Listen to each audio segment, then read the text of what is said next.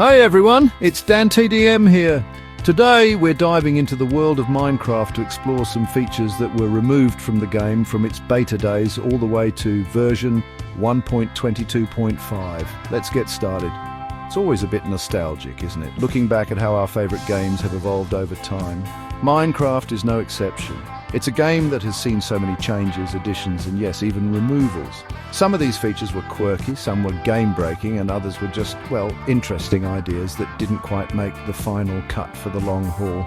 We're going to be unearthing some real relics today, features that many of you might remember fondly, and some that newer players might not even know existed. Think of it as a little archaeological dig through Minecraft's code, uncovering the fossils of features past, from strange world generation quirks to items that once held a place in our hotbars. We'll explore why they were introduced, why they were ultimately shelved, and the impact they had on the game and its community during their time. It's going to be a fascinating journey, full of I remember that, moments and maybe even a few surprises, so grab your pickaxes, metaphorically speaking of course, and prepare to delve deep into the history books of Minecraft. We'll be covering a range of features that, for one reason or another, didn't make it to the current version of the game. It's a testament to how much Minecraft has grown and changed, constantly being refined and updated by the brilliant minds at Mojang. But even though these features are gone, they're not forgotten, and they form an important part of Minecraft's incredible legacy. Right then, enough chit-chat, let's jump right into our first lost feature. Alright, first up on our trip down memory lane is a feature that has achieved almost mythical status within the Minecraft community, the Farlands. Oh man, the Farlands. For those of you who weren't around in the very early days of Minecraft, specifically before beta 1.8, let me tell you, this was a wild, wild place. It wasn't something intentionally designed as a feature you were meant to reach, but rather a fascinating bug, a byproduct of the game's world generation algorithm reaching its limits. It was like the edge of the Minecraft universe where reality itself started to break down. Imagine traveling millions and millions of blocks from your spawn point. Most players would never even dream of such a journey, but for the dedicated explorers, the intrepid adventurers, the reward was a landscape unlike anything else in Minecraft. The terrain generation would go completely haywire, creating these colossal, bizarre, and often terrifying structures. We're talking about massive walls of stone, strange layered formations, and chaotic, glitchy landscapes that stretched as far as the eye could see. It was truly a sight to behold, a testament to the unpredictable nature of early game development. The Farlands became a sort of holy grail for Minecraft explorers. Documenting journeys to the Farlands was a badge of honor. Players would spend weeks, even months, walking in a single direction, overcoming every obstacle just to witness this incredible phenomenon. The sheer dedication was astounding. Think about it, no elytra back then, no easy nether highways for fast travel in the overworld. It was pure, unadulterated walking, or maybe a minecart if you were really committed to laying down that much track. It was a pilgrimage, really. The community built up so much lore around the Farlands. There were stories, videos, and even dedicated wikis detailing its strange properties and the efforts to reach it. It was a shared adventure, even for those who only experienced it vicariously through others. The sense of mystery and the unknown was a huge part of its appeal. You genuinely felt like you were at the very edge of the world, staring into a digital abyss where the rules of Minecraft no longer applied. It was both awe-inspiring and a little bit unsettling, which I think is a cool combination, but as with many cool, quirky bugs, the Farlands eventually had to go. With the Adventure Update, Beta 1.8, Mojang significantly rewrote the terrain generation code. This overhaul fixed the bug that caused the Farlands to generate, replacing it with a more mundane, though technically more stable world border. While this made the game perform better and prevented the kind of extreme lag and potential world corruption the Farlands could cause at such extreme distances, a little bit of Minecraft's mystique was lost that day. The reason for its removal was primarily for game balance and performance. As incredible as the Farlands were, they were a symptom of the game engine struggling. Generating and rendering that kind of chaotic geometry put a massive strain on computers. Worlds could become unstable and the game could crash. From a development perspective, it makes total sense why they'd want to smooth out those extreme edges of the world and ensure a more consistent experience for all players, no matter how far they traveled. Even though it was a bug, its removal was met with a degree of sadness from the community. It was such a unique and iconic part of early Minecraft. It represented the untamed, unpredictable nature of the game in its infancy. There were even petitions and pleas to keep it in some form, perhaps as an optional world type, but alas, it wasn't to be. The Farlands were consigned to the history books, a legendary tale passed down from veteran players to new ones. Looking back, the Farlands were a perfect example of how unintended behavior can sometimes create something truly special and beloved by a player base. It wasn't a planned feature, but it captured the imagination of so many. It fostered a sense of exploration and wonder that is hard to replicate. It's one of those things that makes you think, wow, I was there. Or for newer players, wow, I wish I could have seen that. It was a truly unique phenomenon in gaming. The legacy of the Farlands lives on, though. It's still talked about with reverence. There are mods that try to recreate it, and players still share old screenshots and videos. It serves as a reminder of how Minecraft has evolved, from a quirky indie game with strange bugs at its fringes to the polished, expansive universe we know today. It's a beautiful piece of Minecraft history, a testament to the game's early, wilder days. So, while we can no longer officially journey to the Farlands in modern Minecraft, its legend endures. It remains a symbol of ultimate exploration, a distant, distorted dream at the edge of the procedural world.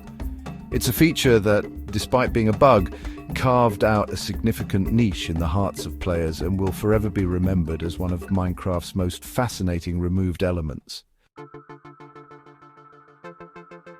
Next up, let's talk about an item that many archers in the Minecraft community might vaguely remember or have heard whispers about: the quiver. Now, the quiver is an interesting one because it was actually in the game files for a while and even had a sprite, but it was never fully implemented in a way that players could craft or use it in survival mode. It's like a ghost item, haunting the game's history. Its purpose, as you might guess, was intended to be related to storing arrows. The idea behind the quiver was pretty straightforward. In many RPGs and medieval settings, archers carry quivers to hold their arrows, making them easily accessible. It seemed like a natural fit for Minecraft, where bows and arrows are a staple for combat and hunting.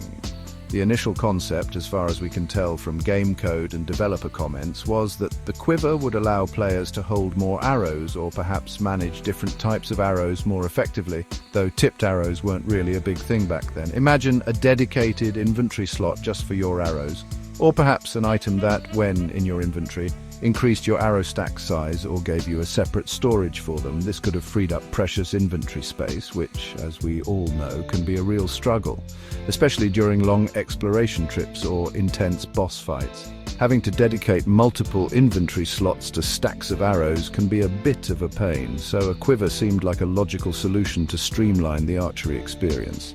However, despite its apparent usefulness and the fact that its texture was present in the game, the quiver never made it to full functionality.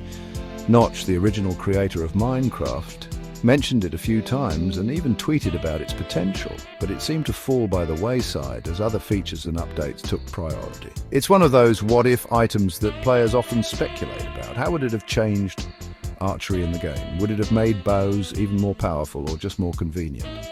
The reasons for its ultimate non-implementation and eventual removal from the game files are a bit murky, but likely boil down to a few key factors. Firstly, game development is all about priorities. Mojang is constantly working on new mobs, biomes, blocks, and game mechanics. Sometimes, smaller features like the quiver, which might be seen as a quality-of-life improvement rather than a game-changing addition, get pushed down the list and eventually forgotten or deemed unnecessary. Another possible reason is that the existing inventory system, while sometimes cumbersome for arrow management, was deemed good enough. Players could already stack arrows up to 64, and with shulker boxes later on, bulk storage became less of an issue for those who had progressed far enough. Perhaps Mojang felt that adding a whole new item and potentially new UI elements for arrow management wasn't worth the development effort for the benefit it would provide, especially when there were bigger fish to fry. There was also the introduction of the Infinity enchantment for bows. This enchantment allows players to fire arrows endlessly, as long as they have at least one arrow in their inventory. For many players, especially in the mid to late game, Infinity became the go-to enchantment. largely negating the need to carry vast quantities of arrows. This might have further reduced the perceived need for a quiver, as the problem it aimed to solve, carrying lots of arrows, was circumvented by a powerful enchantment. The impact of the quiver's absence is subtle but noticeable. Without it, archers still have to dedicate inventory slots to arrows if they don't have an infinity bow or if they're using special arrows like tipped arrows or spectral arrows. It's a minor inconvenience for some, but for players who heavily rely on archery with various arrow types, a quiver could still be a welcome addition. It's interesting to think how different archery-focused playthroughs might have been if it had been implemented. The quiver remains a piece of Minecraft apocrypha, an item that existed in spirit and sprite but never in practical form. It's a reminder that not every idea, no matter how sensible it seems, makes it into the final version of a game. Game development is an iterative process, and sometimes features are cut, redesigned, or simply left on the cutting room floor. The quiver is a classic example of this, so while we never got to strap on a quiver and feel like a true Minecraft Legolas, its story is a little insight into the design choices and development paths of the game. It's a feature that almost was. A tantalizing glimpse of a slightly different archery mechanic. Who knows, maybe one day a similar concept will be revisited, but for now the quiver remains firmly in the realm of Minecraft's lost features, a footnote in its extensive history. Alright, let's dig into our next lost feature, and this one is a gem, or rather a gem. I'm talking about ruby ore. That's right, before we had shiny green emeralds for trading with villagers, Mojang was planning to use rubies. It's a fascinating bit of what could have been in Minecraft's economic system. Imagine villagers with a penchant for deep red stones instead of vibrant green ones. It paints a slightly different picture, doesn't it? Rubies were actually implemented in the game code to some extent during the development of the trading system. Textures for ruby ore and the ruby item itself were created, and they looked pretty cool, very distinct with their red coloration. The plan was for these rubies to be the primary currency for interacting with villagers, much like emeralds are today. You'd mine ruby ore, smelt it, or perhaps not, depending on the final design, and then use the rubies to buy goods or services from the various villager professions. The ore itself would have likely spawned underground, similar to other precious ores like diamond or gold. Players would have been on the lookout for those telltale red flecks in the stone, eagerly mining them to build up their wealth for trading. It adds a whole different flavor to the ore hunting experience. Instead of searching for green, you'd be searching for red. It's a small change, but visually and perhaps even thematically, it would have felt different. So why the switch from rubies to emeralds? This is where it gets quite interesting and involves a little bit of consideration for other developers. One of the key reasons often cited for the change was that one of Minecraft's developers, Dinnerbone, is red-green colorblind. This meant that distinguishing ruby ore from other common ores like redstone could have been difficult for him and, by extension, other players with similar forms of color blindness. That's a really thoughtful reason for a change, prioritizing accessibility.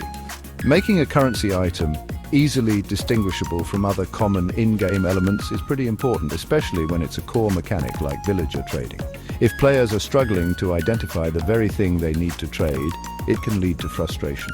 Emeralds, with their distinct green color and unique texture, stand out much more clearly against the gray of stone and the reddish hue of redstone, making them more accessible for a wider range of players. This is a great example of inclusive game design. Another factor might have simply been aesthetic preference or a desire for something a bit more unique. While rubies are a classic precious gem, emeralds have a certain fantasy charm and perhaps felt more fitting for the quirky, charming villagers. The vibrant green of emeralds also contrasts nicely with the typical earthy tones of a Minecraft village. It's subjective, of course, but sometimes these subtle design choices can have a big impact on the overall feel of a feature. The transition from ruby to emerald happened relatively late in the development of the trading update. The ruby textures were already in the game files, and some early snapshot players might have even caught glimpses of them or heard talk about their impending arrival. Then, rather suddenly, emeralds appeared as the new villager currency, and rubies were relegated to the annals of Minecraft history. It was a quick pivot, but one that ultimately shaped a core part of the game's economy. The impact of this change is that we now associate villagers and trading entirely with emeralds. Emeralds for wheat, or how many emeralds for that enchanted book are common thoughts for any Minecraft player interacting with villagers. If rubies had been kept, our entire trading vocabulary would be different. It's funny how a single item swap can have such a ripple effect on the game's culture and player experience. While rubies never made it as the official currency, their textures still exist in older game files. And modders have often played around with adding rubies back into the game, sometimes as a new ore, sometimes as an alternative currency, or just for decorative purposes. It shows that the idea of rubies in Minecraft still holds some appeal for a part of the community. They represent a path not taken, an alternative version of Minecraft's trading history. So the story of Ruby Ore is a great example of how game development involves careful consideration of many factors, including accessibility, aesthetics, and overall game balance. While we mine for emeralds today, it's fun to imagine a parallel Minecraft universe where rubies are the key to unlocking the best trades from those Ming villagers. Another fascinating feature that almost was, but got swapped out for something equally cool. Let's move on to another intriguing feature that was planned but never fully saw the light of day. Gears, or cogs as they were sometimes referred to. These were items Notch talked about in the very early stages of Minecraft's development, even before Redstone as we know it became the complex system it is today. The idea was that gears would be used to transfer rotational power and create more mechanical contraptions. Think steampunk Minecraft. The concept of gears was to introduce a different kind of logic and automation to the game. Instead of just electrical-like pulses from Redstone, you'd have physical rotating mechanisms. You could imagine connecting gears to create complex machinery, perhaps powering doors, drawbridges, or even more elaborate devices. It hinted at a more intricate engineering system within Minecraft, which sounded incredibly exciting for players who love to build and tinker. Notch even released a very early test video showcasing gears in action. They were simple, grey, rotating objects that could be placed on blocks and would visually connect and transfer motion to adjacent gears. It was a very rudimentary demonstration, but it sparked the imagination of the community. People started dreaming up all sorts of contraptions they could build if this system was fully developed. The potential for intricate, visually dynamic machines was huge. However, the development of gears seemed to stall.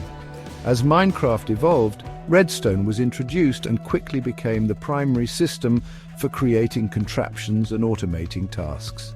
Redstone, with its dust, torches, repeaters and comparators, offered a versatile, albeit more abstract, way to achieve similar results to what gears might have offered. It was less about direct physical motion and more about signal processing, but it was powerful. One of the main reasons gears were likely abandoned was the complexity they would introduce, both for players to use and for the developers to implement robustly. Simulating rotational physics and ensuring gears meshed correctly, transferred power efficiently, and didn't cause excessive lag could have been a significant technical challenge, especially in a block-based world where alignment is key. Redstone, being more of an on-off signal system, was perhaps easier to manage from a game engine perspective. Furthermore, Notch himself expressed concerns that making gears work intuitively and satisfyingly was proving difficult. He mentioned that he wasn't entirely happy with how they were turning out, and that they might be too clunky or limited in their application. Sometimes a cool idea in theory doesn't translate well into fun and engaging gameplay, and it's important for developers to recognize that and be willing to change direction. The fun factor is crucial. If gears were too fiddly, too prone to breaking, or too limited in what they could actually achieve compared to the effort of setting them up, players might have become frustrated with them. Redstone, while having its own learning curve, offers a great deal of flexibility and power once you understand its basic principles. Perhaps gears just couldn't compete with that emerging potential. So instead of intricate clockwork mechanisms powered by physical gears, Minecraft's automation path veered towards the more electrical circuit-like logic of Redstone. While we don't have those visually spinning cogs, we have incredibly complex Redstone contraptions that can do everything from automatically farming crops to running complex mini-games, all powered by those little red signals. It's a different aesthetic, but undeniably effective. The legacy of Gears is that of an ambitious idea that didn't quite fit into the direction Minecraft was heading. It's a what if that sometimes pops up in discussions about potential future updates or in mods that try to implement similar mechanical systems. It represents a fork in the road of Minecraft's technological development, where one path, Redstone, was chosen over another, Gears. While we never got to build those elaborate gear-driven machines Notch initially envisioned, the spirit of invention and engineering is still very much alive in Minecraft through Redstone. It's a shame we didn't see them fully realized, as the visual of spinning cogs and interconnected machinery has a certain charm. But Minecraft found its own unique way to empower builders and engineers. Gears remain a fascinating almost feature from the dawn of Minecraft. And for our final loss feature, we're taking a look at a mob that wasn't entirely removed, but rather transformed so significantly that many players feel the original is gone forever. I'm talking about the original zombie pigman, now evolved into the zombified piglin. Oh, the memories! The classic zombie pigman was an iconic neutral mob of the Nether, instantly recognizable with its exposed green zombie flesh, tattered loincloth and trusty gold sword. For years, zombie pigmen were a staple of any Nether expedition. You'd see them wandering aimlessly in groups, emitting those distinctive snorting and grunting sounds. They were neutral, meaning they wouldn't attack you unless you or another pigman in their group was provoked. But oh boy, if you accidentally hit one, you'd quickly find yourself swarmed by an angry horde of gold sword-wielding pig zombies. That was a classic Minecraft oops moment. Their design was simple but effective. It clearly communicated zombie and pig and Nether inhabitant. They dropped gold nuggets, rotten flesh, and occasionally their gold sword or a gold ingot, making them a somewhat useful, if dangerous, mob to farm for gold, especially before gold farms became super sophisticated. Many players have fond memories of their first encounters with zombie pigmen, that mix of curiosity and caution. Then came the Nether Update 1.16, a massive overhaul that aimed to make the Nether a much more diverse and interesting dimension to explore. This update introduced new biomes, new blocks and new mobs, including the piglins and hoglins. As part of this revamp, Mojang decided to update the zombie pigman to better fit the new lore and aesthetics of the Nether, particularly its connection to the new piglin civilization. Thus, the zombie pigman was officially reskinned and renamed to the zombified piglin. The new model is more detailed, featuring floppy pig ears, a snout, and attire that more closely resembles that of the living piglins, albeit tattered and decayed. Their behavior remained largely the same, neutral unless provoked, swarming attackers, and still carrying gold swords. However, the visual change was significant enough to feel like a farewell to an old friend for many veteran players. The reasons for this change were primarily to create a more cohesive and immersive Nether experience. With the introduction of piglins as a sentient, bartering society, it made sense for their zombified counterparts to share a clearer visual lineage. The zombified piglin now looks unequivocally like a zombified version of a piglin, strengthening the lore that they are piglins who have somehow crossed over from the overworld, where they zombify, or succumbed to some Nether-specific zombification process. While the change made sense from a world-building and consistency perspective, it was met with mixed reactions from the community. Many players had grown attached to the classic zombie pigman design. It was nostalgic, a part of Minecraft's identity for nearly a decade. Some found the new zombified piglin design less charming or even a bit unsettling compared to the old one. There was a definite wave of nostalgia and a sense of loss for the original look. It sparked a lot of discussion online. R.I.P. Zombie Pigman was a common sentiment. Players shared their favorite memories, old screenshots and fan art of the classic design. It's a testament to how attached players can become to even the non-player characters in a game. These mobs become part of our shared experiences and stories within the game world. The zombie pigman was, for many, a familiar face in the otherwise hostile environment of the Nether. Even though the zombified piglin functions almost identically, the visual shift was enough to make it feel like a different mob for some. It's like when a favorite cartoon character gets a redesign. It can take some getting used to, and some will always prefer the original. This is a common occurrence in long-running games. As they evolve, some elements must change, and nostalgia often clings to the older versions. So, while the spirit of the neutral, gold sword-wielding, swarming nether dweller lives on in the zombified piglin. We pour one out for the original zombie pigman. It served its role dutifully for many years, providing countless nether adventurers with both peril and profit. Its transformation is a reminder that even the most iconic parts of Minecraft can evolve as the game continues to grow and redefine itself.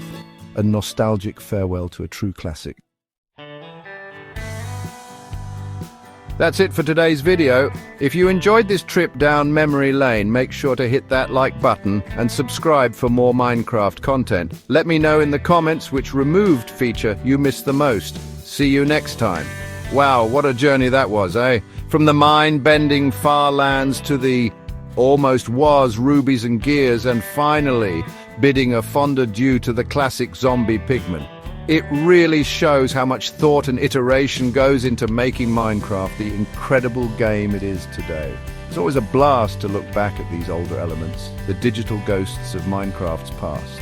Each removed feature tells a story about the game's development, its design philosophies, and sometimes even the happy accidents that can occur. These aren't just lines of old code. They were once part of the experience, things that players interacted with, talked about, and formed memories around, and that's pretty special, I think. It makes you wonder what current features might one day become lost history for future generations of Minecraft players. Thank you all so much for watching. I hope you had as much fun reminiscing or learning for the first time about these features as I did talking about them. Don't forget to share your thoughts. What other removed features do you remember? Or which ones do you wish Mojang would bring back, even just for fun? Your comments are always awesome to read. Stay safe, keep crafting, and I'll catch you in the next one. Bye, guys.